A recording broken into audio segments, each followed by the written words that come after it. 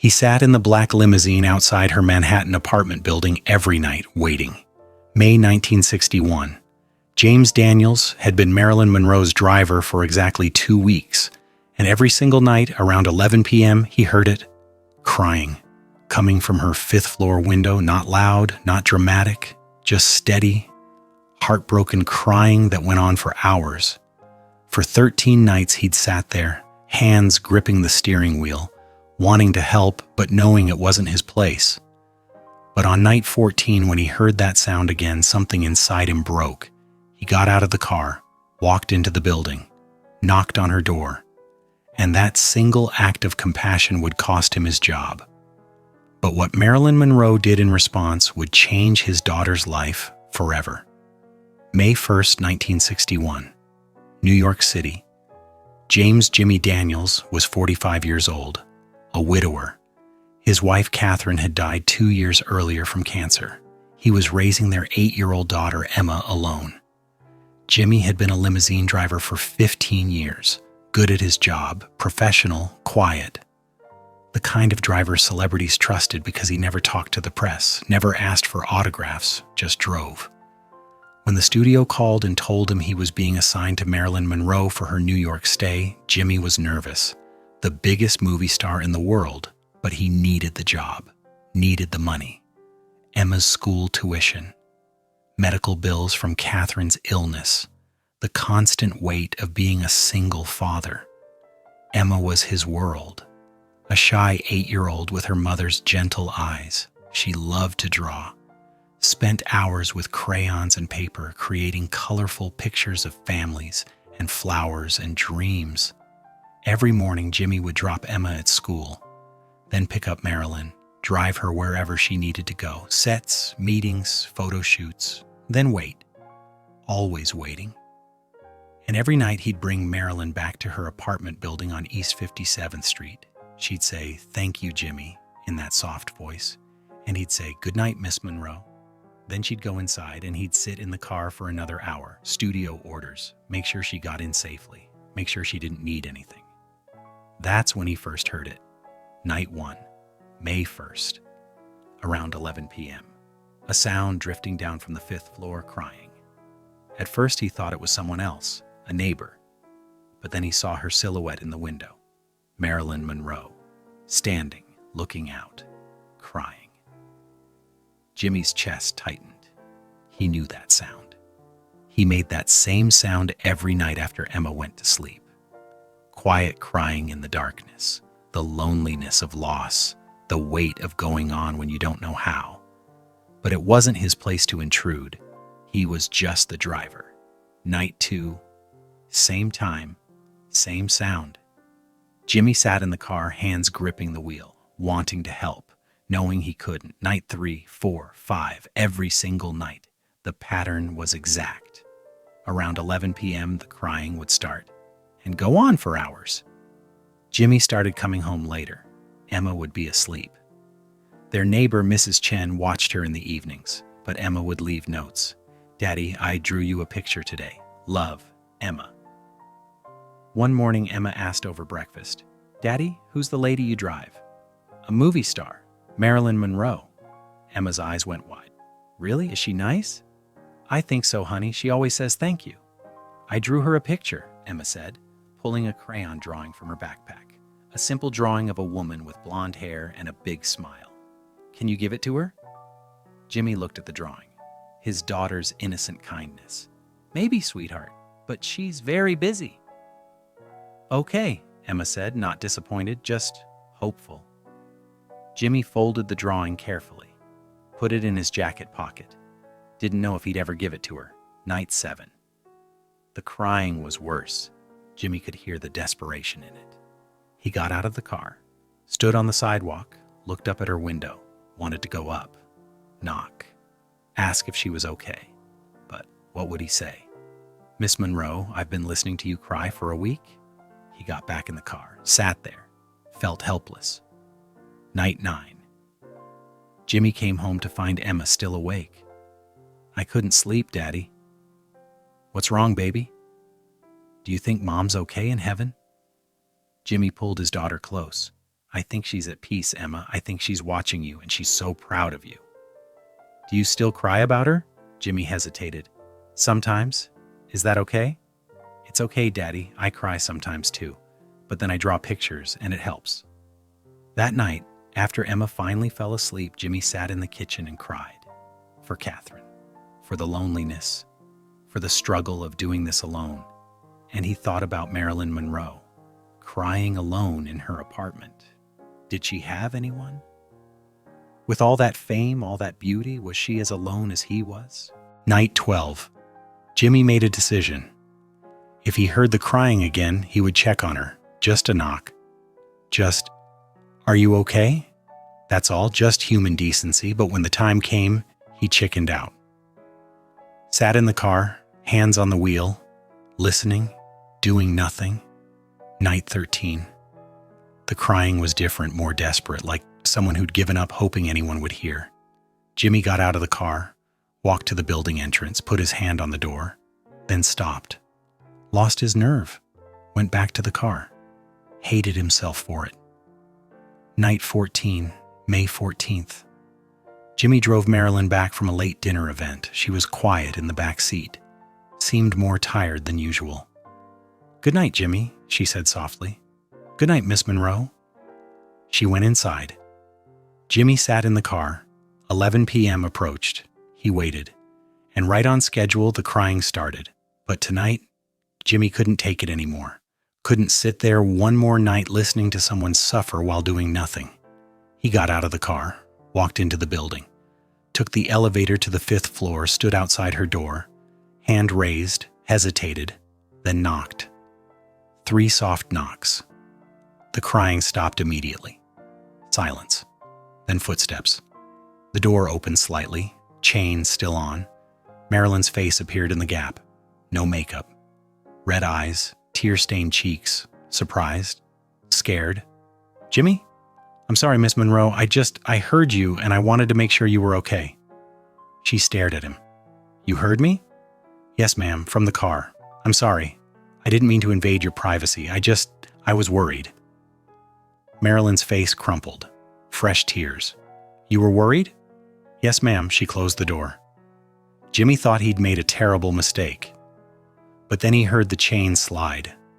The door opened fully. Marilyn stood there in a simple robe.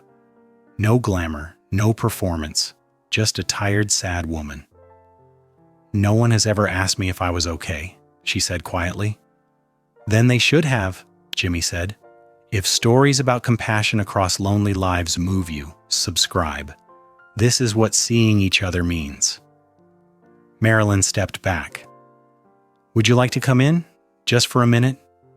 Jimmy hesitated. This could cost him his job. But she looked so desperately grateful for human connection. "Just for a minute," he said. Her apartment was smaller than he'd expected. Books everywhere, simple furniture, not the glamorous penthouse people probably imagined. They sat in the living room, Marilyn on the couch, Jimmy in a chair, keeping professional distance. "I've been crying every night," she said. "You must think I'm pathetic." "I don't think that at all. I cry every night too." She looked up, surprised. "You do?" "My wife died 2 years ago, cancer. I'm raising our daughter alone. And every night after she goes to sleep, I sit in the kitchen and cry because I don't know if I'm doing it right. If I'm enough for her, if she's going to be okay without her mother." Marilyn's eyes filled with fresh tears. "You have a daughter?" "Emma, she's 8. What's she like?" Jimmy smiled despite everything. "She's kind, shy. She loves to draw. She actually drew you a picture." He pulled the folded drawing from his pocket. "She wanted me to give this to you, but I didn't want to bother you." Marilyn took the drawing, unfolded it carefully, looked at the crayon image of herself with a big smile, and broke down crying. But these were different tears. Good tears. "She drew this for me?" "She wanted you to have it." "Can I meet her?" Marilyn asked suddenly. "Would that be okay? I'd love to meet your daughter." Jimmy was stunned. "You want to meet Emma?" "More than anything. Children, they're honest. They see people, not images. I miss that." They talked for 2 hours. About loneliness, about loss, about the weight of going on when you feel broken. Marilyn told him about her childhood in foster homes, never having a real family. Jimmy told her about Catherine, about trying to be both parents to Emma. When Jimmy finally left at 1 a.m., they'd made a plan. Next Saturday afternoon, if Marilyn had time, she'd meet Emma, just casually, no press, no photos, just a visit. Jimmy drove home feeling lighter than he had in 2 years. Someone understood. Someone else was crying in the darkness too, and somehow that made the darkness less lonely. The next morning, Emma bounced into the kitchen. "Did you give her my picture?" "I did, sweetheart, and she loved it. She wants to meet you." Emma's face lit up like Christmas morning. That Saturday, Marilyn came to their small apartment in Queens. Simple dress, headscarf, no makeup, just a woman visiting. Emma was nervous at first, hiding behind her father's leg when she opened the door. "Hi, Emma," Marilyn said softly, kneeling down to her level. "I'm Marilyn, but you can call me Norma Jean if you want. That's my real name." "Really?" Emma whispered. "Really? My mother gave me that name before things got complicated." Emma stepped out from behind Jimmy. "I like Emma better than my full name too. It's Emily Margaret, but everyone calls me Emma." "Emma is perfect," Marilyn said. "Can I see your drawings?" They sat on the living room floor. Emma spread out her artwork, pictures of families and flowers and houses with big windows. Marilyn picked up one drawing, a family of 3, mom, dad, little girl. "Is this your family?" "It was," Emma said quietly, "before Mommy got sick." Marilyn's eyes filled with tears. "I lost my mother too, not the same way. But I know what it feels like when family changes." "Do you have a little girl?" Emma asked innocently. Marilyn's breath caught. "No, sweetheart, I don't. But I always wanted children." "You can share my daddy if you want," Emma said. "He's really nice." Jimmy's heart broke a little. His daughter trying to give away pieces of their small family because she saw someone else's loneliness. Marilyn laughed and cried at the same time. "That's the kindest thing anyone's ever offered me." They spent 2 hours together. Marilyn helped Emma draw, told her stories about her own childhood, not the Hollywood version, the real version, about feeling different, about not fitting in, about finding strength in small things. "I used to pretend I had a sister," Marilyn told Emma, "someone to talk to, someone who understood." "I pretend I have a sister too," Emma said. "Her name is Lily, and she helps me when I'm scared." "What does Lily look like?" "She has blonde hair like you." Marilyn pulled Emma into a hug, and for a moment both of them were just two people who'd lost something, finding comfort in each other. Jimmy watched from the kitchen doorway, making sandwiches, trying not to cry.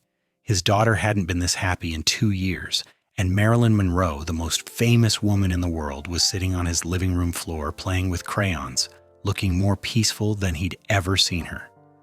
Before Marilyn left, Emma gave her 3 drawings. "These are for you, so you remember me." "I could never forget you," Marilyn said, holding the drawings like they were priceless. "You just taught me something important, Emma." "What?" "That kindness is the most beautiful thing anyone can give." Before Marilyn left, she knelt down to Emma's level. "Your daddy loves you very much, and your mommy is watching over you. You're going to be okay, and you know why?" "Why?" Emma whispered. "Because you're kind, and kind people make the world better." Emma hugged her. Marilyn hugged back and cried again. On Monday, Jimmy got called into the studio executive's office. "We've heard you've been fraternizing with Miss Monroe outside of professional duties," the executive said coldly. "That's completely inappropriate. You're fired, effective immediately." Jimmy's stomach dropped. "I was checking on her welfare. She was upset." "That's not your job. Your job is to drive, nothing else. You crossed a line, you're done." Jimmy cleaned out his locker, got in his car, drove home. How would he tell Emma? How would they pay rent? But when he got home, there was an envelope pushed under his door. Thick, sealed, his name written in elegant handwriting. Inside, $5,000 in cash and a note. Dear Jimmy, I heard what happened. I'm so sorry. This is not charity. This is payment for something the studio could never pay you for. You saw me as human. You knocked on my door when no one else cared. You let me meet Emma, who reminded me why kindness matters. This money is for her education, for her future, so that beautiful little girl can grow up to be as compassionate as her father. You didn't lose your job. You chose humanity over employment. That's not a loss. That's a victory. With eternal gratitude, Marilyn, Jimmy sat on the floor and cried for the third time that week, but these were grateful tears. The $5,000 carried them through while Jimmy found new work. He became an independent driver, built his own business, never had to answer to studio executives again. Emma grew up knowing the story, how her father had chosen to help someone even when it cost him, how Marilyn Monroe had seen his kindness and honored it. She kept the original drawing Marilyn had held, framed it, put it on her wall, and when Emma went to college, paid for partly by Marilyn's gift, she studied psychology, became a child therapist, spent her life helping children who felt alone, children in foster care, children without families, children like Marilyn had been. My father taught me to see people's pain and respond, Emma would tell her patients. And Marilyn Monroe taught me that even the most famous, most beautiful people can feel invisible. Everyone deserves to be seen. Everyone deserves someone who will knock on their door. Jimmy lived until 2005. He was 89. And in his final interview, a local newspaper asked him about the night he knocked on Marilyn Monroe's door. I'd do it again, he said. I'd lose that job 1,000 times because that night I learned something important. Rules and boundaries and professional distance, they're important, but they're not more important than human compassion. She was crying. I helped. That's what we're supposed to do for each other.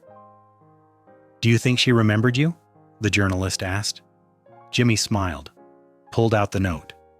44 years old, still perfectly preserved. I know she did, because she saw me too. She saw a single father struggling, and she helped, just like I helped her. That's what happened that night. Two lonely people saw each other's humanity, and the world got a little less dark for both of us.